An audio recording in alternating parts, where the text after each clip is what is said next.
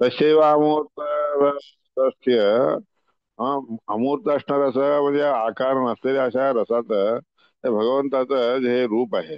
नेती नेती इत्यादेशात ते तसं नाही आहे, तसं नाही आहे म्हणून याप्रमाणे आदेश सांगितलं आहे.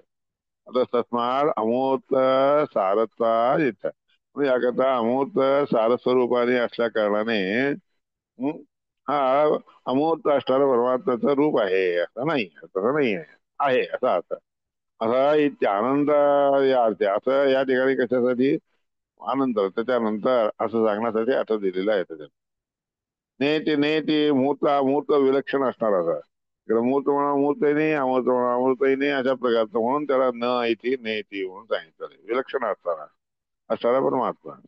वय सादृश्य निषेधार्थम द्विरारम दोन्ही प्रकारचं सादृश्य ह्याच्यामध्ये नाही आहे त्याकरता दोन वेळा न न म्हणलेलं असतंय. नेति निषिध्यमानमपि एतस्मात् अन्यत् परम नास्ति न म्हणून निषेधात्मक असतं तरी देखील त्याच्यापेक्षा दुसरं कोणतं तरी आहे का बाबा नाही ते तसंच आहे म्हणून तो पण आहे सर्वश्रेष्ठ आहे. मूर्त अमूर्तम स्वपरमेव एतद अपेक्षया मूर्त आणि अपर अमूर्त अशा दोन्ही रीतीचा दोन्ही रीतीचं नसलेलं म्हणजे अजून विचित्र आहे.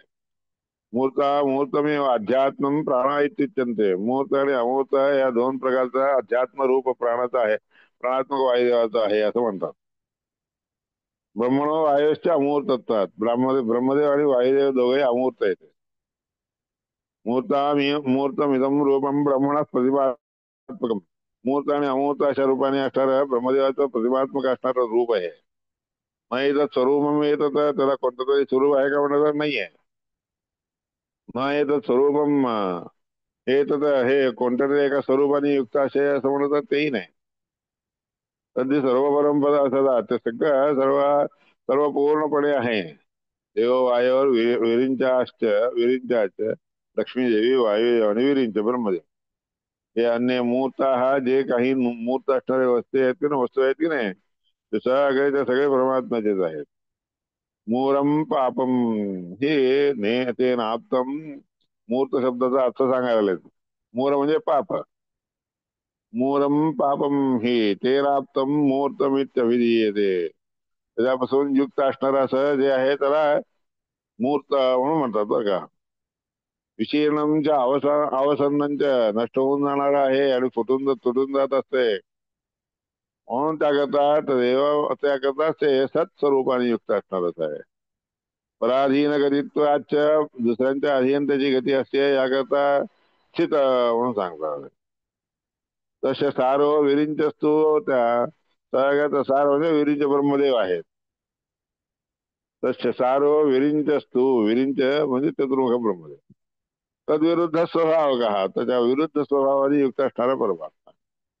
मुहूर्तात विरुद्ध रूपत्वात श्री ही मुहूर्त असणाऱ्या सगळ्या विरुद्ध रूपाने युक्त असणारा म्हणजे लक्ष्मी देवी वायू हे तर सगळे अमूर्तक आहेत. सर्वज्ञ ततो तैव सर्वज्ञ आहेत आणि सगळे काही व्यापून असतात.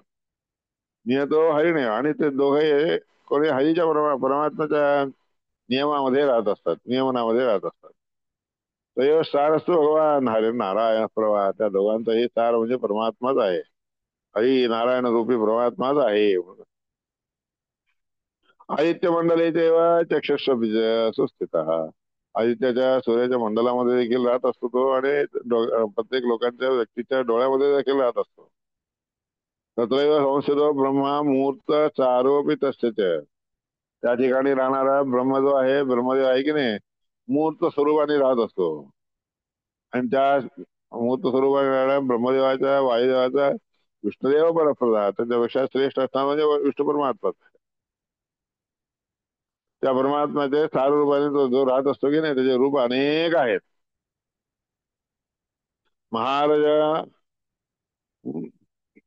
महारजन वासोवत महारजन वासोवत पण्वाविद पण्वाविकवदेवत महारजन म्हणजे कृष्ण स्वरूपाने राहणारा.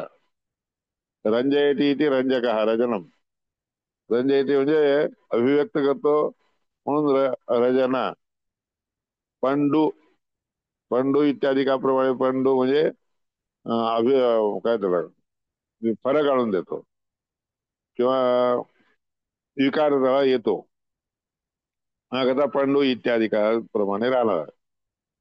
विद्युत पद्मेंद्र गोपादी विद्युत मध्ये विजेमध्ये पद्मादिकामध्ये इंद्रामध्ये गोप इत्यादिकामध्ये गोप इत्यादिकामध्ये म्हणजे झाकून असलेले जे स्वरूप आहे ते वन्यवत वन्नीच्या प्रमाणे सुखभास्वर हा नंतर जेव्हा अभिव्यक्त होतो त्यावेळेस म्हणजे त्यामध्ये त्यावेळेस अग्निप्रमाणे सुखभास्वर हा उत्तम प्रकारचा कांती प्रकाश त्याला प्राप्त होतो.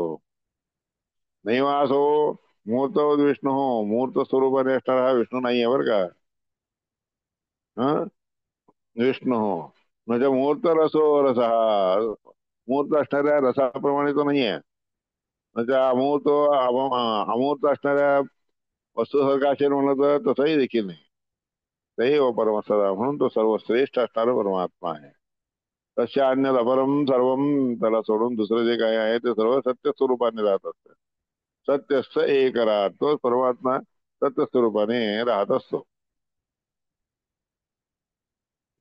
मूर्त स्वरूपाने अमूर्त स्वरूपाने असणारा प्राण आहे. तेषां सत्य हा त्या प्राणाचा प्राण हा सगळे प्राण आहेत तर त्या सत्य स्वरूपाने असणारच स्वरूप म्हणजे परमात्म्याच आहे. दैव ही इथे नारायण स्तुतीमध्ये सांगितलं. प्रथम निषेधेन मूर्त रस सादृश्य सिद्धम. पहिला स्वरूप त्याला नाही आहे म्हणजे दुसरा अमूर्त असणारच आहे. अमूर्त म्हणावं ते अमूर्तही नाही मूर्त म्हणावं तर मूर्तही नाही अशा प्रकारचं चार रूपाने असणार परमात्माचं रूप आहे असं सांगितलं. आता मैत्रेयी ब्राह्मण